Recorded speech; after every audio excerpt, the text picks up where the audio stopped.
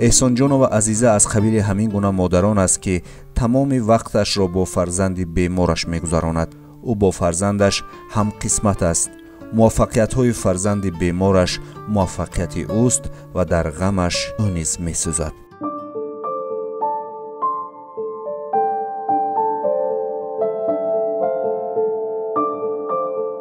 احسانجانов عبدالرحمن با بیماری اوتیسم تولد شده است. نخستین نشانه‌هایش را فهمیده والدین برای طبابتش شتافتند.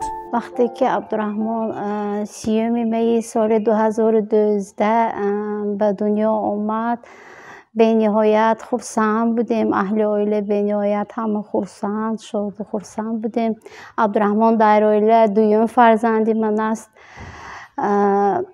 وقتی که عبدالرحمن در اولی حیاتش با اشیاهای گرد اطراف نظر نمیکرد. وقتی که 1 سال و 8 ماه بود، 1.5 ساله بود، مثلا حیات برایش بیگانه بود. وقتی که تولد میشود تماما دیگر خیل بود. آهسته آهسته فهمیدم که عبدالرحمن از دیگر کودکان به کلی فرق میکند. برایش اشیاهای گرد اطراف بیگانه بود. مثلا پدر و مادرش، خواهر و مثلا دادرش وقتی که بچه ها بازی میکرد با آنها اونس پیدا نمیکرد، بازی نمیکرد. احسانجانов عبدالرحمن در سن 2 سالگی همراه مادرش به مرکز دخالت بروقتی بایچچک مراجعت کرده بود.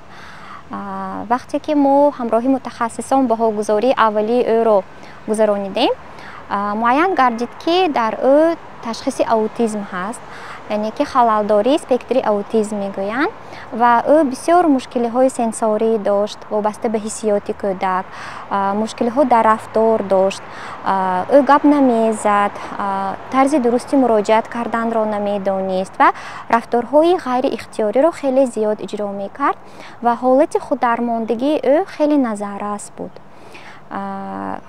با کودکان بازی نمیکرد، همکاری با کلانسالان نبود، اجرایش فرمایش ها نبود و او بسیار مشکلی ها داشت. بعد فهمیدم که در عبدالرحمن دیگرگونی های بسیار به عمل آمده است. از پس مجبور شدم عبدالرحمن را برای تشخیص بردن به نزد طبیب رفتم. پروفسور خالمت مراجعت نمودم. اون کس ما رو به شهر دوشنبه برای تشخیص نمودن عبدالرحمن فرستاندن. آنجا رفتیم. وقتی که تشخیص ها معین کرد که در عبدالرحمن بیماری اوتیسم هست، من که در این نوع بیماری کمتر معلومات داشتم، در اول ها افسوده خاطر گشتم که نخواد در فرزند من چنین بیماری باشد. در اولها برایم بسیار مشکل بود چنین بیماری را به فرزندم قبول کردم. در اول عزیزه خیلی میگریست. غم دلش را اشکان چشمانش میشستند. گویا با گریه آرام شدن میخواست. مادرش در یک حالت روح افتادگی، در حالت دپرسی بود و بسیار گریه میکرد و فقط گپشون بود که کودکی من گپ میزند، آیا گپ میزند کودکی من، کی به گپ میزند؟ همین سوال اون زن رو بیشتر ضیق میکرد. اما بسیار گریه میکردم پیش حاضر، خیلی گریه هم میکنم و کم کم لیکن بسیار من وای که دیوز اوره چوکنم. даври ҷавониш калон шудааст, империёташ уже тамоман дигар хел мешавад, фаъолияташ, рафторҳош, кирдорҳош дигар хел мешавад. Фақат ҳаракат кардем ки ҳамин чокунам ки уже калон шудааст, ман бо чие ёд гирифтанам дар кор ки ҳамина пеш бебарам. вақте абдурахмон хурд буд, модараш ҳеҷ ба бемориаш иқрор намешуд. маъюбият барои фарзанд нагирифт ва ҳамеша кӯшиш кард ки фарзандаш мисли кӯдакони солим ба воя расад. Аммо ягон хел фикр намекардам ки маъюбият дорад. Тӯли مثلا 2 سال بود من در بخچه دادم عبدالرحمن رو، در تشکیلات جمعیتی رنگین کمو، در تشکیلات جمعیتی والدانی کودکان تیامل های گوناگون انکشاف، در آنجا من با مادران، عبدالرحمن با متخصصان کاربری نمودیم. در برابری در تشکیلات رنگین کمو با متخصص کار کردم، با من کار کردن، باز به بخچه با مربیش کار میکردیم. اولها بخچه برایش بیگانه بود، گریه میکرد، نمیخواست، با کودکان تماما باز نمیکرد. برای 1 ساعت تربیه گرفتن عبدالرحمن من 3 ماه عبدالرحمن رو به بخچه بردم. عبدالرحمن عادت نکرد. از آن جهت که جدا هم عبدالرحمن سیر حرکت بود، سیر حرکت شوخ هم که بود، بسیار شوخچه بود، جسماً سالم بود، کمتر از عقلاً قفا ماندگی از جهت نطق و عقل کمتر قفا ماندگی بود. فقط همین رو میخواستم که فقط بچم قفتی بچه سالم مانده باشد. یکون خیل درجه همین معیوبیت گیرد، مثلا کارتی معیوبیت کودکو باید که گیرد کو، من فکر نمی کردم. نه چون نمیگیرید، شما چون نمیگیرید؟ نه من نمیگیرم، فرزند من حالا سالم است، من میخواهم که بچه من سالم باشد. همین تا 6 سالگیشه باور کنید خودم به گرفتگیم نه معیوبیتشه. برای تربیه فرزند و با او بودن احسان جان و عزیزه به دانشگاه داخل شد و کار با عبدالرحمن را در آنجا آموخت. خود مادر در خانه می نشست، یگان خیل فقط دلشون خفه، دلشون ضیق بود و پس از آن که پیشروی عبدالرحمن رو دیدن، آنها خواستند که در همین ساحه متخصص شوند و این دانشگاه رو دیپلمی دوم گرفتند. دانشگاه رو در سمت روانشناسی ختم کردند و اینچنین اون کس در عین زمان اختصاص سیوم گرفته استادیان همچون همشیره طبی. پیش خود مقصد گذاشتم که خدا خواهد عبدالرحمن تا بخچه تمام کردنشه، انشاءالله تا وقتی مکتب رفتنشه به دانشگاه دولتی خوجند به نام اکادمی باباجان غفور و به فاکولته پداگوژی داخل می شوم. چنین هم شد، داخل شدم. تا عبدالرحمن بخچه تمام کردنشه من صاحب دیپلم شدم. برای اون که به داخل شدم که مثلا وقتی که مکتب فرزند من قبول نکند، من میتوانم با همراه فرزندم به مکتب داخل شده فرزند خودم را تربیت دهم. تلاش و کمک های مادر همچنین تمرین های متخصصان تشکیلات جمعیتی رنگین کمان بود که عبدالرحمن اول به بخچه و بعدا به مکتب رفت و 3 سال این جانب در قطار کودکان سالم درس میخواند. وقتی که من در مؤسسه به کار آمدم، در روز تعطیل 1 سپتامبر احسان جان و عبدالرحمن حاضر شد به مؤسسه در صنف 1 که همراه مادرشان. روزی که اول آمدن خود را ناراحت حس میکرد، بیقرار بود، در درس ها اونقدر اشتراک کرده نمیتوانست. آهسته آهسته طول 3 سال ایسی است که با همراه خوانندگان، با همراه همصنفانش به سیر و گشت میبرد، همراه بازی میکند، همراه درس تیار میکند. بسیارتر فنی و رسم کشی را دوست میدارد. البته که وقتی که سنت تصویر 1 هفته و روزی همین جمعه 1 و 2 ساعت رسم کشی هست، با شوق، با ذوق، با همراه مادرش میباید. 2 ساعت گذرد که خرسند شده میبراید بیرون میبرد، هوای تازه میگیرد. اما در آغاز کار با عبدالرحمن مشکل بود. معلمان نیز در روند تربیه اذیت میکشیدند. اما حضور مادر در صنف هم برای عبدالرحمن و هم برای معلمان آسانی می آورد. اول از 3 سال آمدگی مشکل بود، برای آن که همراه مادرش آمدگی مادرش به من یاری میدادند. که عادت کردیم وقتی که می آمد قبض نمیتونست، سخن کرده نمیتونست. طول 3 سال است که سخن کرده میتواند. همراه من گپ میزند، می آمد سلام نمیداد، حاضر سلام میدادگی شد. آنچه که از طرف آموزگار سپارش میشد همراه مادرش اجرا میکند. ҳамсинфонаш ба абдураҳмон одат карданд ва дӯсташ медоранд. ба мо чанд хислати хуби абдураҳмонро онҳо қисса карданд. من همسینف دارم. نام او عبدالرحمن است. او به همسینفها خلل نمیرساند. به جایش آرام میشیند و درس میکند. او بسیارتر درسی رسم را دوست میدارد. وقتی که زنگ میشود ما به بیرون میبراییم. او از یگان جا گل یا یگان چیز، او بسیارتر گلها را دوست میدارد. هم گل را بیند اگر از بیرون گل میکند. به آموزگار آورده گلش را میدهد. وقتی که درس تمام میشد، وقتی تنفس میشه به بیرون سیر و گشت میکند عبدالرحمن جان. وقتی که میبراید از کجایی که نبیند گل نباشد منو مادرش بکنده میبیارد. در حقیقت چی بینه برای بچه خرسند میشم، برای آنکه از تحت دل به گرام میبود برای من مادرش آورده میتید. عبدالرحمن فقط مینویسد، درس میگذارد. به گپی آموزگار گوش میکند. خاراکتری و با ما بازی میکند. ما در درسی صنعت و مهنت با همدیگر رسم میکشیم. متخصصان میگویند که عبدالرحمن در اویله سالم تولد شده به وای میرسد. اگر برعکسی حال میشد، حالا زندگی بدتر و مشکلی داشت. با کمک اویله‌اش گپ زدن را یاد گرفت، نوشته و رسم کشیده میتواند. این برای والدینش مهم میباشد. بیشتر با عبدالرحمن مادرش کاربری میکرد و از بس که مادر این محیط بهترین و دسترسترین برای کودک میباشد، ما نیز همچون متخصصان همین فعالیت رو با واسطه اویله، با واسطه مادر راه اندازی میکنیم.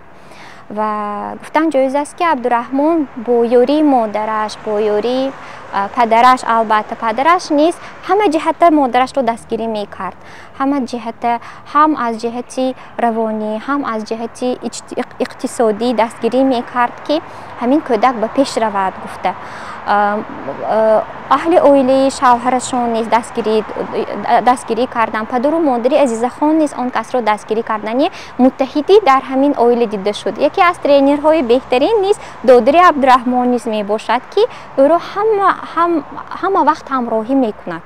همراه عبدالرحمن بسیار وظیفه ها رو همراه اجرا میکند، همراه به جاهای جمعیتی می رود و گفتم ممکن است که یک دوست بهترینش این دادرش می باشد. یعنی یک کسی مشخص را جدا کردن ممکن نیست. البته رولی مادر کلان، لیکن اهل اویله با او کاربری کردن و عبدالرحمن بسیار موفقیت های زیاد را نایل گشت.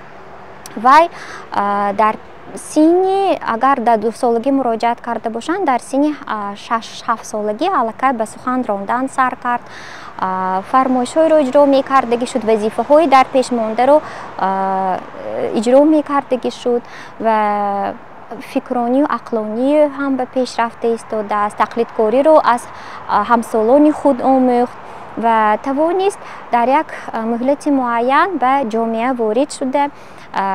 وقتی که ما مشغولیت های گروهی میگذاشتیم و اجتماعی شوی رو نیز آموخت، یعنی که به جمعیت وارد شدن رو، با همسالان داد و گریفت کردن رو نیز آموخت و همین طریق او رو به مکتب روانه کردیم و در سن 8 سالگی عبدالرحمن جان به مکتب رفت.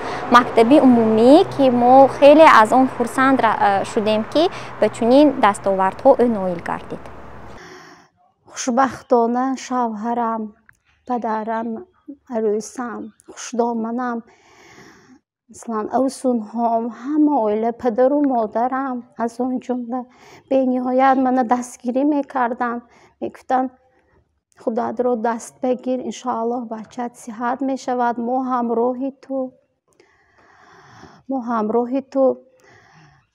تو پدری عبدالرحمن به میگفتن که به من، به پدرش میگفتن که تو شوهری چنان پرزور داری که هیچ کس به قوت من رسیده نمیتواند.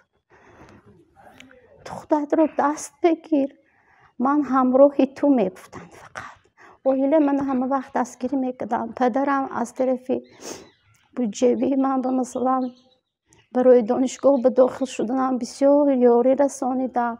مادرم برای کودکام نگاه کردن وقتی که می رفتم همه وقت دستگیری می نمودن، افسونم باشن. وقتی که برگان چاره‌بینی هایی که از طرف تشکیلات می شد من باید در آنجا اشتراک کنم و فعالیت باز هم پرزور کنم، باز چیزهای نو از خود کنم، به من بسیار کمک می نمودن. من یگان خیلی مشکلی کشیدگیم نه بر از این جهتش. همه خرسند، تا حالا همه خرسند که چقدر موفقیت ها و نایل شد عبدالرحمن بسیار موفقیت های زیاد رو نایل گشت. وای در سینی اگر در 2 سالگی مراجعت کرده باشند، در سینی 6-7 سالگی علاقه به سخن راندن سر کرد، فرمایش های رو اجرا می کردگی شد، وظیفه های در پیش مانده رو اجرا می کردگی شد و فکرانی و عقلانی هم به پیش رفته ایستاده است. تقلیدکاری رو از همسالان خود آموخت و توانست در یک مهلت معین به جامعه وارد شده.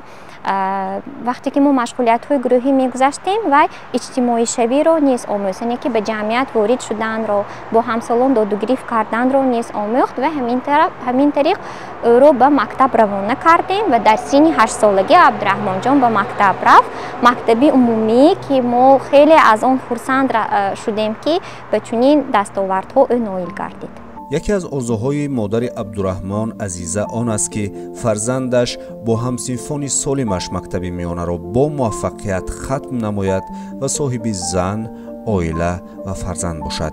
این آرزو و اندیشه همیشه او را دنبالگیر است و تمام وقتش را برای عملی شدن این آرزو صرف می نماید. آرزوهام بسیار است. میخواهم عبدالرحمن جان در آینده صاحب معلومات شود، مثل دیگر کودکان سالم شود، در کارهای جمعیتی اشتراک نماید فعالانه، مکتب را با بهای خوب و اعلی تمام کند، همراه دوستانش، صنفانش. بسیار آرزو دارم. میخواهم در آینده مثل با عبدالرحمن کلیم کنم. منم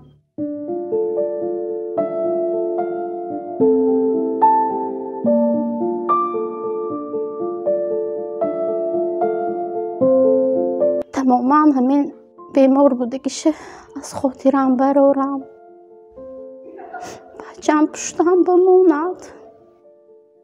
آرزوی من همین است که در آینده عبدالرحمن جان همراه همین همسنفاش ختم کند مکتب صنف 11.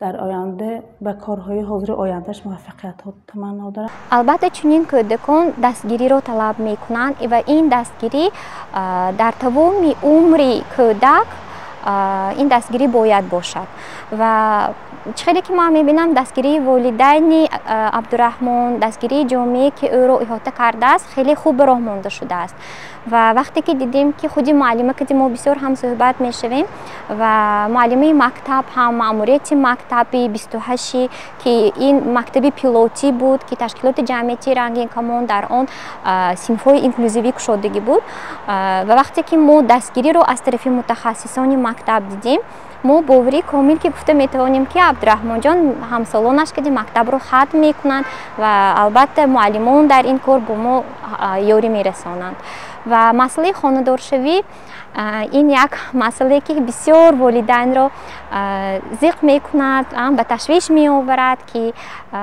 آیا آنها عائله دار شده میتوانند یا نه و هست این خیلی مثال هایی که در جامعه شخصانی دارای اوتیسم عائله دار شدند و البته با دستگیری و راه اندازی کاربری با آنها فهمانیدن دادن اسپکت های حیاتی عائلوی همین خیلی نشانه ها نمونه ها هست در جامعه و ما باوری داریم ایمان میکنیم که این کودکان ما نیز عائله دار میشوند. موافق برنامه مخصوصی دولتی کودکان امکاناتی محدود داشته با کودکان سالم یکجا باید تحصیل نمایند. این برای رشد آنها یکی از زمینه اساسی محسوب می شود. абдураҳмон низ дар доираи барномаи инклюзивӣ ба таълим ва тарбия фаро гирифта шудааст. абдураҳмонҷон ба мактаб тавассути барномаи инклюзивӣ хонда истодааст ва барномаи инклюзивӣ ин нигаронида шудааст ба он ки кӯдакони имконияти маҳдуд дошта новобаста ба мушкилиашон бояд ҳамроҳи ҳамсолонашон дар мактаб таълим гиранд ва ба онҳо як дастгирӣ аз тарафи мактаб бо воситаи сохтани барномаҳои индивидуалӣ роҳандозӣ карда мешавад.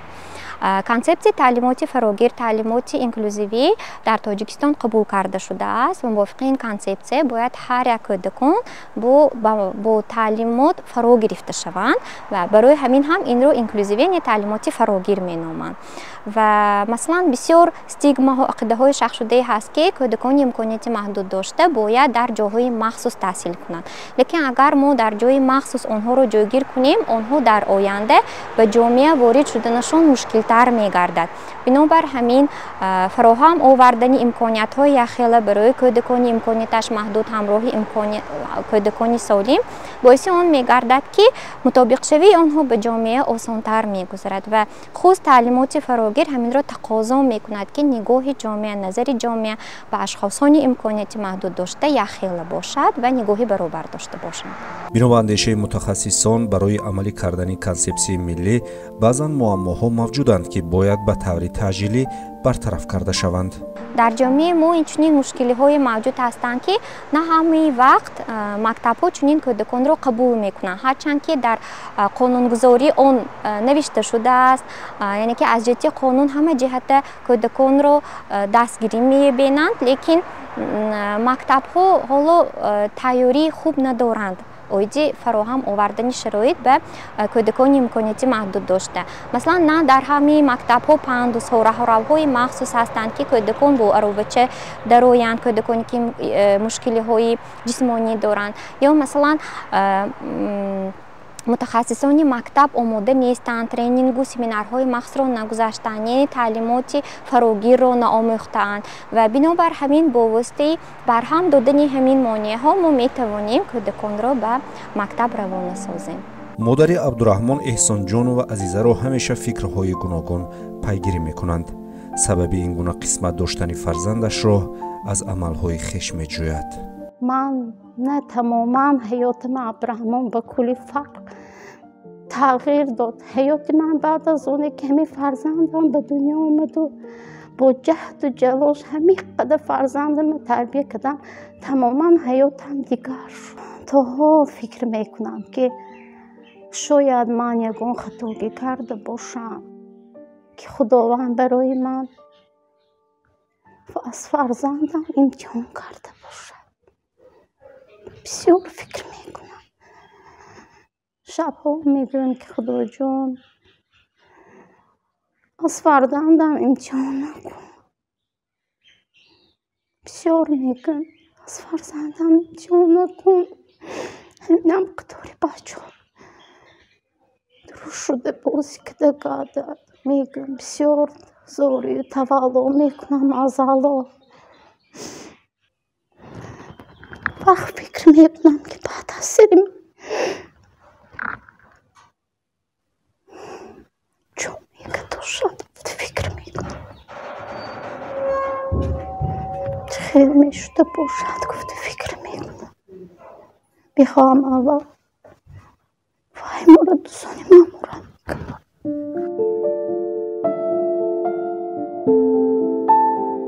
аммо ғаму андӯҳро маъюс накард ва коре пайдо намуд ки бо фарзандаш абдураҳмон онро анҷом медиҳад. онҳо ҳамҷоя қаннодӣ мепазанд барои ширинии коми мардум ва барои ширинии ҳаёти хеш. ман худам ба ҳамин хел мақсад гузоштам ки ҳамин сол уже абдураҳмон калон шудааст. гуфтам ин кӯчава кор кардан иқадара вайни ман мехоҳам ки ҳамин абдураҳмон ёнамба истода ягон цех кушоем. ман ки дар ташкилоти ҷамъияти волидон ҳамин мана кулинариява даъват намудан қаннодсозӣ. ман ҳамонҷа тӯли 10 рӯз ёд гирифтам рафтам. ман ба маъқул тӯли 2 сол аст ки ҳозир ҳамон қаннодикади машғул. абдураҳмон вақте ки ман шакару ваҳошо баркишта метиҳам, тухмошро андохта медиҳам, абдураҳмон миксер мекунад дасташ кади.